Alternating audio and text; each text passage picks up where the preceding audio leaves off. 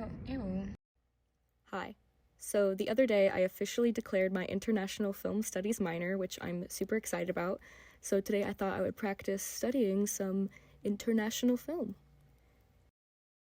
The Truffle Hunters, directed by Michael Dweck and Gregory Kershaw, is a documentary set somewhere in northern Italy. And it follows the lives of this group of old men who go hunting with their dogs in the forests of Piedmont for this very, very rare and expensive white Alba truffle. I saw this movie on a whim, and let me just say, I was blown away. The Truffle Hunters is escapism in its purest form. I sat in the theater totally transported to the settings of the woods of northern Italy, the sights, the smells, everything so fresh and clear and enthralling and beautiful. The cinematography, oh my god.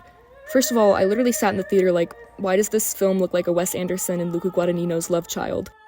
And I was really proud of myself, actually, because Guadagnino is an executive producer on the film. One of our EPs on the film heard that Luca was interested just in truffles because he owns a truffle dog. The aesthetic of this film is just such a delight. The earthy tones are so satisfying, and while I was researching, I stopped at this picture and I was like, there's no way this is not a Vermeer painting. Every shot of this film is like a classical oil painting. I really didn't know too much about this movie going into it, and I actually had to Google if it was really a documentary because the subjects of the film are so iconic and niche, and it seems like they would have to be made up.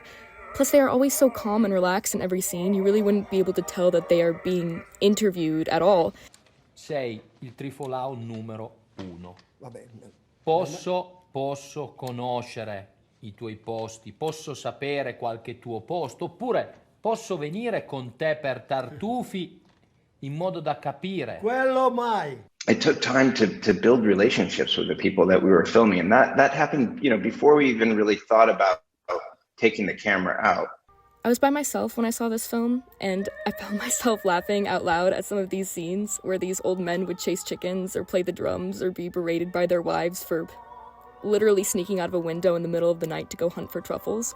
And I also just love how this film knows exactly what it's trying to do. It's not trying to push some deep, ominous message. It just allowed for a window into these lives.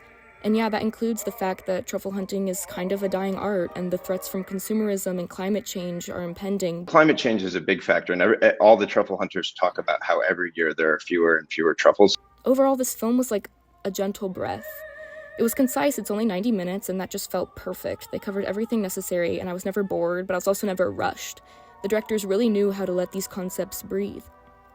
Something else pulled me to this film that I couldn't quite put my finger on until I read this interview with the directors. They don't think of themselves as heroic, but I think they understand that they've held on to something very, very special. This connection to nature, this passion to find this thing that comes from nature, and this community, that all those things are just, they're very rare in the world these days. We live in this age where anything we want, food, entertainment, sex, is all at our fingertips. It's almost impossible to think that there is some special little mushroom that someone would put all this pure time and effort into finding. But when you sit and relax in this world, it's refreshing, it's raw, it's familiar. Anyway, I know this film is kind of hard to see right now, especially with the pandemic, but when you get a chance, you have to see it. It's my favorite film that I've seen this year. It really just reignited my love for hidden and beautiful stories like this. Not to mention, Michael Dweck is now my best friend on Twitter, so yeah.